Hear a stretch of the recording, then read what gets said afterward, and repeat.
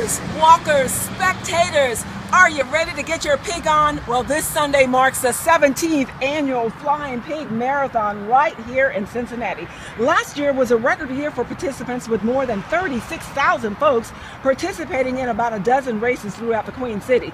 This year's forecast calls for starting race temperatures around 55, and there is a 30% chance of showers, but right now that looks to be more in the afternoon. It's going to be a warm pig day as well, with a high of near 74 degrees. So how does that forecast pig up to past years? I took a look back at the past 5 years, and in 2010 it rained all morning, but it was a mild start to the race at 61 degrees, and the race ended in the 60s as well.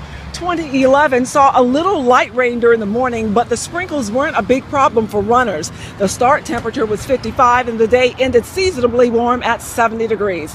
2012 will go down in Flying Pig history as the hottest. No rain and 60 degrees start time with stifling humidity. At the end of the day, the high was a sizzling 85 degrees. 2013 brought more rain, off and on periods during the race, but much of it was fairly light, and it was a cool year. The race started at 51 degrees and the high that day came in at 56.